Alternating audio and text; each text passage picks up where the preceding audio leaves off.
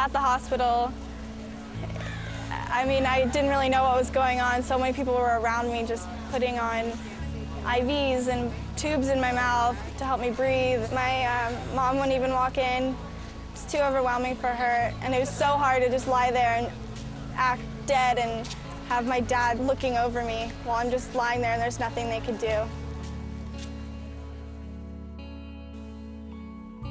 As I'm sitting in class waiting for the Grim Reaper to take me out, it's like, it felt really, really real. As soon as I saw like the 6'8" guy walk in the room, I'm like, wow, maybe I'm actually dying. I felt like a criminal. I felt like I had, you know, I knew exactly what I was doing. It was one of the worst things ever. It was one of the worst feelings ever. When they pulled Mitchell out, I heard a few students behind me saying, asking, is that Mitchell Giles? But it was the tone of their voice that caught me. They weren't trying to make any joke or any fun. They were really into it and they were really concerned. Is that Mitchell Giles? Afterwards, they took Mitchell's body away in a hearse, and we were asked to go to White and Day Mortuary where we needed to identify him. I know my mom had a hard time just writing the obituary before any of like the simulation or anything like that, and to go to the mortuary and to look at me, both of them were crying, and my sister didn't even want to come up to look at me, so it was just, it really felt real for everyone there. Mitchell was covered up and laying on a table, and the gentleman pulled the blanket back, and there he was. And that's when it affected me. And I just sat there and I rubbed his head and told him how much I loved him. I didn't think I'd be affected, honestly.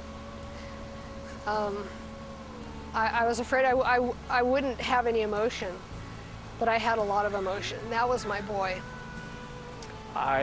It's hard to say, because I didn't know what was going to happen.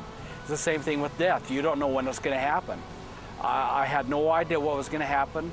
I knew somewhat of an outline, what would take place, what the kids would be doing, but as far as the emotions, I didn't know what to expect. Just to hear my family just like talking to me and just like being there, knowing that this will be one of the last times that they see me, it was really hard. I mean, it really felt real. Before I left for school yesterday, my dad woke me up with, "I love you so much, I don't ever want you to die." And when reading the obituary they wrote for me, it was hard to read it too. Kids don't think of the consequence, and for her to say what her consequence was today, I think maybe made an impact too. It was 13 years, and that was strong. Nobody can really like gauge whether or not it's going to happen to them or how it will affect them. It might not be years from now till maybe somebody says, "I remember that assembly and I remembered Mr. Williams stand up and show his slides about his family." And that's what made me make the decision not to drink and drive, or made me help my friends stop driving, or I didn't get in that car. We might never ever know that, but I know it affected people today.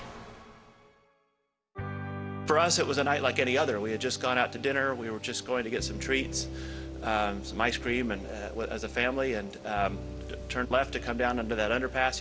We were going 30 miles an hour one direction, and the teenager was coming about 70 miles an hour the opposite direction, and we were T-boned. And so the impact of that is like hitting a brick wall at 90 miles an hour. And it's, I guess, a miracle that Sam and I were able to make it out as well.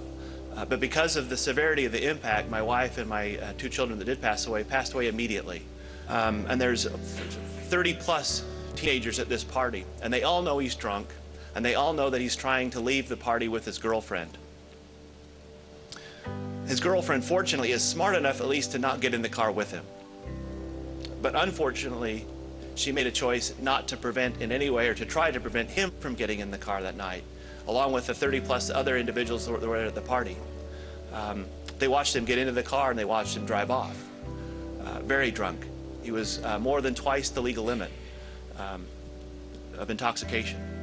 And off he went, and because his girlfriend didn't get in, he was angry as well, which is why he was driving erratically and at a high speed. And the aftermath is that half my family is gone. And as I mentioned there, he was booked and charged with manslaughter, felony manslaughter, and is now serving time. His life is miserable.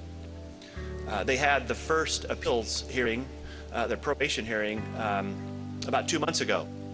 And in that, he was just emotionally distraught. He wanted out of prison so badly. He was pleading with the probation officers. He was pleading with his mom and dad. He wanted out of there. It's been a year is all. And he's got quite a bit more time to serve. And I guess if I could encourage anything today, it would be that it's very rare that people drink by themselves. I mean, usually there's somebody around that's aware of what's going on, aware that they're inebriated, aware that they should not be behind the wheel of a car.